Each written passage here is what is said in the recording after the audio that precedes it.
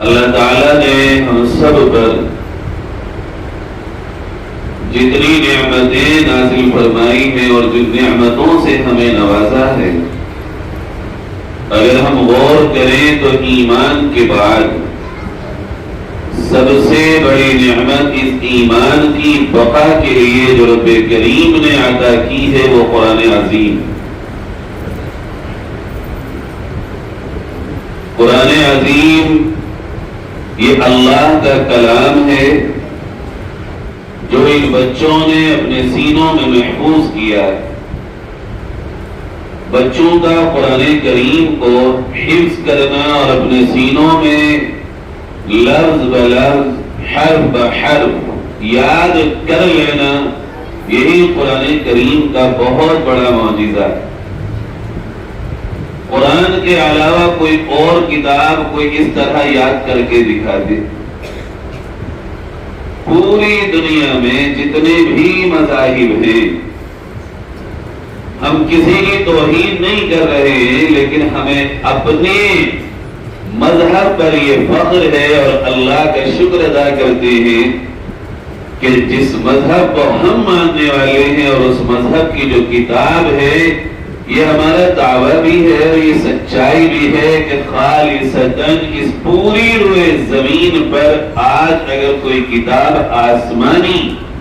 پورے طور پر صحیح باقی ہے تو وہ صرف قرآن۔ اللہ کا کتنا بڑا انعام ہے جن بچوں کو ابھی کپڑے پہننے کا سلیقہ نہیں آتا، جنہیں بھی اچھے برے کی کوئی تمیز نہیں، جنہیں اپنے نفع نقصان کا کوئی علم نہیں،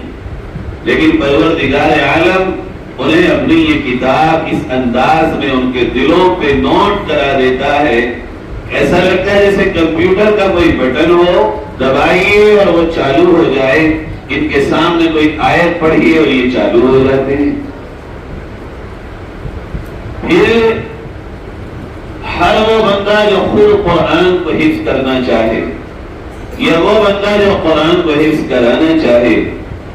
یہ چاہتوں پہ نہیں ہوتا۔ چاہنے والے تو بہت ہیں،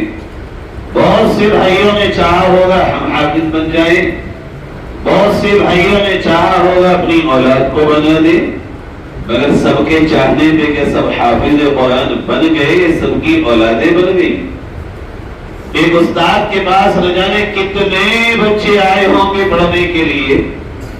استاد محترم نے ان سب کے لیے چاہا ہوگا کہ میں ان سب کو حافظ بنا دوں، ان کے لیے محنت بھی کی ہوگی، اللہ سے دعا بھی کی ہوگی،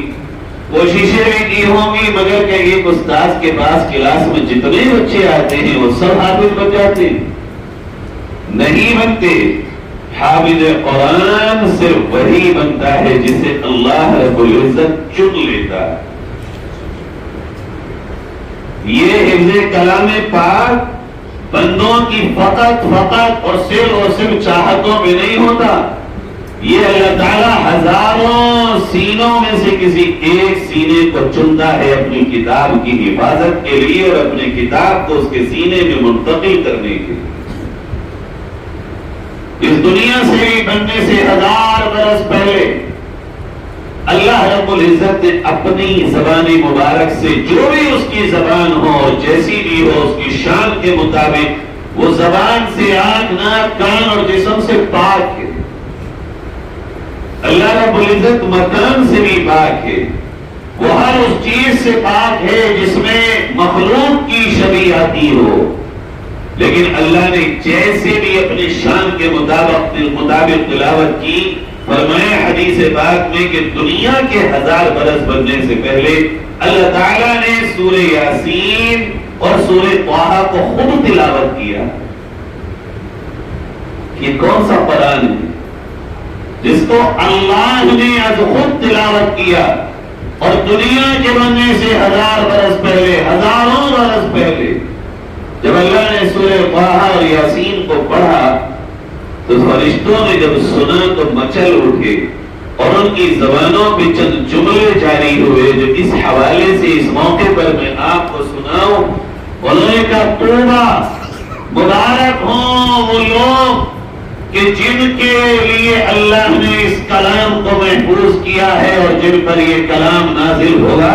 مبارکبادی کے مستحق ہیں اور خوش نصیب اور سعادت مند ہیں وہ لوگ۔ ابھی دنیا نہیں بنی، ابھی انسان نہیں بنا،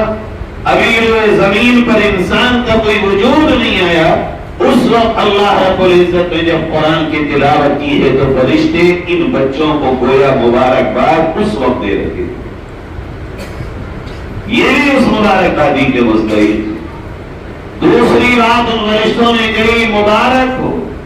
وہ زبانیں جو اس قرآن کو پڑھیں گے اور اس اللہ کے کلام کی تلاوت کریں گے۔ ان بچوں نے جن زبانوں سے قرآن مقدس کی اس وقت تلاوت کی ہے، ان زبانوں کے لیے مبارکباد اور ان زبانوں کو خوش نصیب زبانیں اس وقت اللہ کی پاک مخلوق فرشتے کہہ رہی ہے کہ جس وقت یہ دنیا بھی وجود میں نہیں آئی۔ فرمایا مبارک ہو سینے کہ ان سینوں میں اللہ کا یہ کلام محفوظ ہوگا۔ آج یہ بچے بھی اس مبارکبادی کے مستحق ہیں۔ میری آپ کی مبارکبادی کی وہ کوئی وقت نہیں ہو سکتی جو ان بچوں کو فرشتوں نے دنیا بننے سے پہلے مبارکبادی۔ میرے بھائیوں، اللہ رب العزت نے ہمارے آپ کے اوپر اس برے سے برے وقت میں بھی کرم فرما رکھا ہے کہ ہمارے پاس قرآن، ہمارے پاس اللہ کا یہ کلام،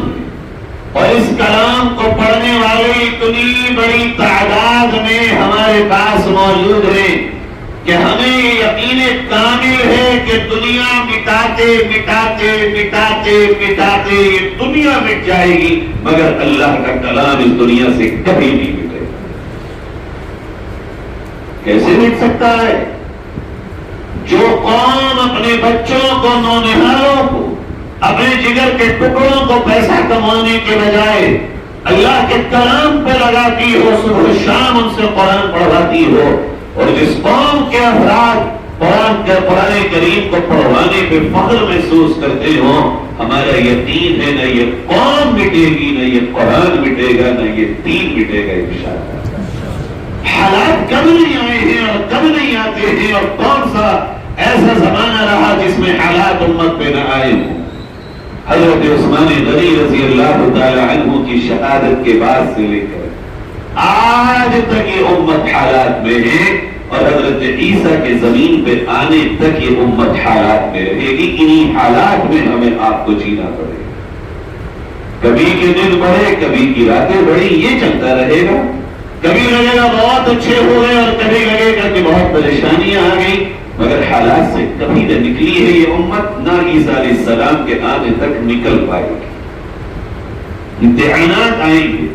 لیکن بڑی امید کی بات یہ ہے کہ جس ملک میں ہم رہتے ہیں، ایک واقعہ میں آپ کو سناؤں جو ابھی میں نے چند دن پہلے حج سے آنے کے بعد پڑھا، اور ایک صاحب نے مجھے سعودی عرب کا وہ ایک کتاب بھیجی، اور اس میں لکھا تھا یا لیتنی کنت ہندیہ، یہ اس کتاب کا ٹائٹل ہے اور اس کتاب کا موضوع ہے یا لیتنی کنت ہندیہ۔ پیارو، آپ کو امید دلانے کے لیے کہہ رہا ہوں، اپنے اندر آپ یہ سوچئے اور غور کیجئے کہ اللہ نے آپ کو کس قدر نعمتوں سے اس دور میں نوازا ہے۔ ایک خاتون ہیں، انہوں نے یہ کتاب لکھی، اس کا معنی ہے یا لیتنی کنت ہندیہ، کاش کہ میں ہندوستانی ہوتی۔ ایک عرب خاتون کہہ رہی ہے کاش کہ میں ہندوستانی ہوتی۔ کیوں لکھا اس نے یہ کتاب، اس کتاب کا یہ عنوان، اور کیوں تصنیف کی یہ کتاب؟ لکھا اس کے اندر بڑا اس نے واقعہ کہ جس بلڈنگ میں میں رہتی تھی اس بلڈنگ میں کچھ پاکستانی، کچھ ہندوستانی، کچھ بنگلہ دیشی، یہ کچھ سری لنکن، اور اس طرح یہ قریب قریب ملکوں کے بہت سارے لوگ بھی میری بلڈنگ کے الگ الگ فلیٹس میں رہتے تھے۔ میں دیکھتی تھی کہ جو ہندوستانی مسلمان میری بلڈنگ میں ہیں، جو پاکستانی مسلمان میرے بلڈنگ میں ہیں، جو بنگلہ دیشی مسلمان میرے بلڈنگ میں ہیں، ان میں بھی ہندوستانی مسلمانوں کے گھر روزانہ بغیر ناغے کے قرآن پڑھانے والے قاری صاحب آتے ہیں، اور جو ہم عرب ہیں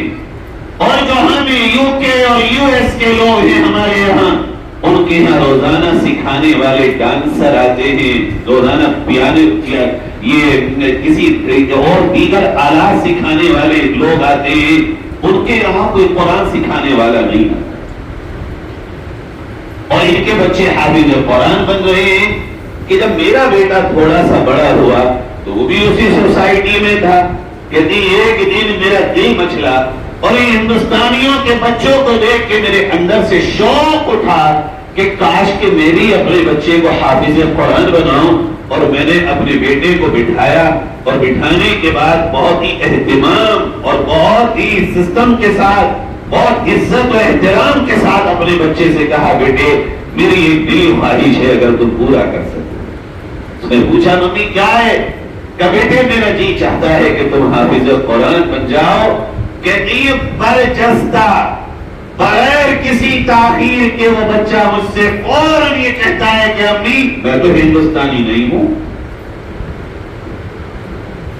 یعنی یہ اللہ نے اعزاز بخشا ہے کہ اللہ رب العزت نے حفظ قرآن پاک میں جو نمایاں مقام اس ملک عزیز کو دیا ہے، اور اس ملک کی دھرتی پر ان مدارس نے جو یہ کارنامہ انجام دیا ہے، رب کعبہ کی قسم پوری دنیا میں سر چڑھ کے بول رہا ہے۔ وہ کہتی ہے جب میرے بچے کی زبان سے یہ جملہ نکلا، برجستہ میری زبان سے بھی یہی نکلا یا لیتنی کنت ہندیہ، کاش کہ میں بھی ہندوستانی ہوتی، اور یہ جواب میرا بچہ مجھے دا۔ میرے بھائیوں اس کی ہمیں آپ کو شاید اتنی قدر نہ ہو، ایک ٹاپو ہے پوری دنیا میں بہت سے سمندروں کے بیچ ملک بسے ہوئے ہیں، انہیں میں ایک ملک بسا ہوا ہے مالدیپ۔ مالدیپ اس کو اردو میں کہتے ہیں۔ اچھا خاصا بڑا ملک ہے، وہاں جو امام ہے تعجب ہوگا آپ کو 99% امام مسجدوں کے غیر حافظ ہیں۔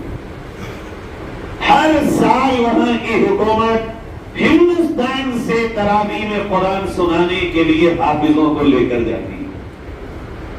اور 1 لاکھ 1.5 لاکھ 2 لاکھ روپیے خرچ کرتے ہیں حافظوں پر کہ ہمیں تراویح میں قرآن سننے کا موقع مل جائے اور یہ سعادت ہمیں نصیب ہو جائے۔ اور اس کا بہترین نمونہ جو ہم نے دیکھا تھا میرے بھائیوں، وہ دیکھا تھا ہم نے لاک ڈاؤن میں،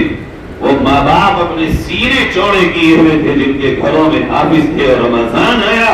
وہ فخریہ کہتے تھے کہ الحمدللہ میرا بیٹا حافظ ہے، اور میں گھر میں تراویح اپنے بچے کے پیچھے پڑھ رہا ہوں۔ اور جن کے بچے حافظ قرآن نہیں تھے وہ مایوس تھے، وہ تڑپ رہے تھے کہ ہاں یہ کیا ہوا، ہماری تو تراویح نہیں ہو رہی، الگ طرح سے پڑھ رہے ہیں یا اکیلے پڑھ رہے ہیں۔ سچ یہ ہے کہ حفظ قرآن کریم اللہ رب العزت قدردانوں کو دیتا ہے، اور میں آپ کو اس ملک کے ایک ایک اس مسلمان کو مبارکباد دیتا ہوں کہ جو ان اداروں کی قدر کرتے ہیں، ان مدرسوں کی، مسجدوں کی، ان مکاتب کی قدر کرتے ہیں، اور اپنی اولاد اور اپنا مال دونوں ان کو دیتے ہیں۔ اگر یہ قوم اپنی اولاد اور اپنی نسل ہمیں نہ دے اور مال ہمیں نہ دے تو ہم ایک بچے کو بھی نہیں پڑھا سکتے۔ اس میں ہم علماء کا کوئی کمال نہیں،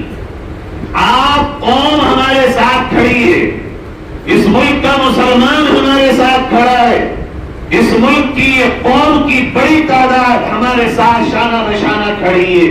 اور وہ اپنے جگر کے ٹکڑوں کو ہمارے ہاتھ میں دیتی ہے، اور پھر مال بھی یہ قوم ہمیں دیتی ہے تو یہ مدرسے زندہ ہیں، اور ہمیں یقین ہے کہ اس ملک کا غیور مسلمان صبح قیامت تک اس ملک میں اس نظام کو باقی رکھیں گے انشاءاللہ، اور اس کو ٹوٹ